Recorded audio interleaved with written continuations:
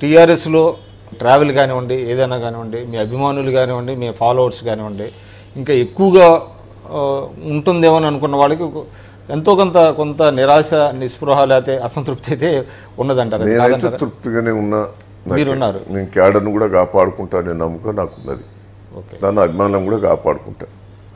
So భవిష్యత్తులో మీకు మంచి ఇప్పుడు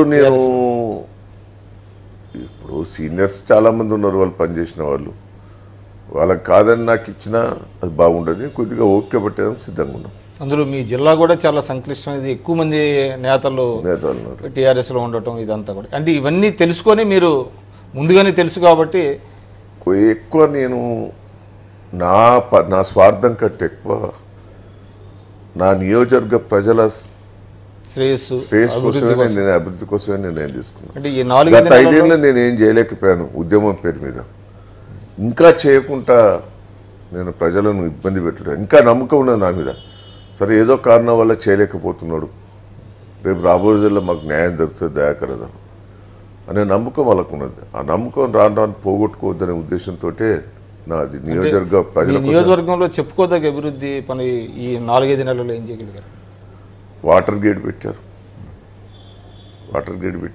విపరీతంగా అవుతున్నాయి 250 కోట్లతో. నా నియోజకవర్గానికి వాటర్ గేట్ పెట్టిండ్రు. దేవాదుల ద్వారా అన్ని చెల్లు నింపే కార్యక్రమం కూడా ముఖ్యమంత్రి గారు ఆదేశించిండ్రు. SRSP 2 ద్వారా కూడా చెల్లు నింపే కార్యక్రమం. రిజర్వాయర్ పనులు 2 విపరీతంగా ఫాస్ట్గా పోతున్నాయి పనులు. ఇంకో కొత్త రిజర్వాయర్ కూడా నేను ప్రపోజల్ చేస్తున్నాను, దాదాపు 600 కోట్లతోటి. దాన్ని కూడా ముఖ్యమంత్రి గారు ఆమోదం తెలిపారు. హౌసింగ్స్ కూడా నాకు ప్రతి నియోజకవర్గంలో 400 వస్తే నాకు పోయి ఇచ్చారు, డబుల్ బెడ్రూమ్. అవి కూడా పనులు మొదలైనవి. గ్యాస్ కనెక్షన్లు ఎక్కువ ఇచ్చారు. రోడ్స్ బాగానే వచ్చినాయి. నేను ఎక్కువ నిధులు కూడా తీసుకొచ్చని నియోజకవర్గ ప్రజలను సాగునీరు, తాగునీరు రెండింటి మీద నేను ప్రత్యేక శ్రద్ధ చేసుకొని నియోజకవర్గంలో ఇబ్బంది లేకుండా చేయాలన్న ఆలోచనతో ముందుకు పోతున్నాను. సో సమీప భవిష్యత్తులో ఇంకేదైనా అయ్యే అవకాశం ఉందంటారా? నేను ఎప్పుడు పదవుల కోసం కొట్లాడలే. నా పనిత విధానం చూసి అధిష్టానం గుర్తిస్తుందనే నమ్మకం నాకు ఉన్నది. నేనైతే కకృతి పడైతే రాజకీయాలు చేయదలుచుకోలేదు, చెయ్యను.